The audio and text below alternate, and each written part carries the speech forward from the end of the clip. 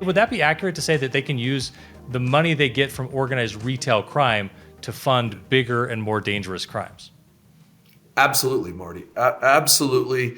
And it's not only fair to say it happens. We know that. There's empirical evidence. We have cases that have shown us as we, track the money, that this is a feeder, this being organized retail crime, or organized retail theft, sometimes ORT, to many other illicit practices. And to that point, because I don't know if we'll get a chance to get to this, there are a number of unseen outcomes that hurt our communities. That being one of them. People say, well, again, these are white collar crimes. They're just business losses. The businesses can absorb them. What's it really hurting? It's not as bad as person crimes or violent crimes.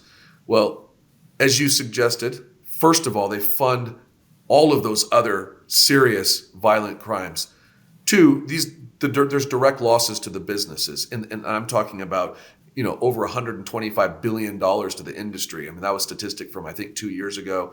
In Utah alone, $1.2 billion of direct losses. Those get passed off to the consumers. There's losses in terms of tax revenue. There are higher insurance costs. There's lost wages. There are many factors economically that impact communities. When this kind of conduct proliferates, stores are shut down, businesses close, and it affects the communities. It creates an atmosphere of lawlessness. That's something that many people overlook.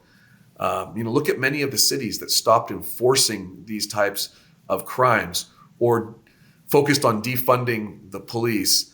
There's an attitude of, sort of a disdain for authority. And, I don't want to call these cities out, but you know many of them. They're being ruled by lawlessness. It fosters much more violent crime, ORC, than people realize.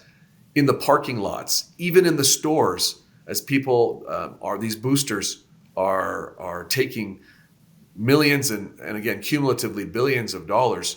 There have been deaths by store personnel, even store personnel who were not trying to interfere with the thieving, with the theft of these goods. And I will add this at the end, it forces more people to be exploited. What am I talking about? Well, many of the boosters are being human trafficked. They used to be muled for drugs and forced to carry drugs or sell drugs. Well, again, the cartels have figured out they could still do that, but they can also maximize and exploit them, monetize them in even more efficient ways. And that's sending them in every single day to a Lowe's, a Home Depot, a Target, a Walmart, and walk out with thousands of dollars worth of goods. And because many of the retail stores have non-intervention policies, they want to avoid the liability or the danger to their own employees. They don't interfere in certain cases. And again, it causes a kind of a cycle. Many law enforcement officers don't want to respond because they don't feel like those cases will end up being prosecuted in their districts.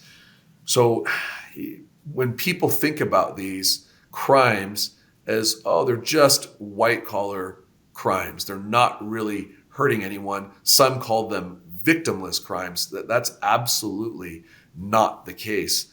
It's very misleading because, again, it fuels violent crimes, creates a culture of lawlessness. It hurts on so many levels economically, and then it really subjugates more people to be, enslaved for the purposes of these organized retail syndicates.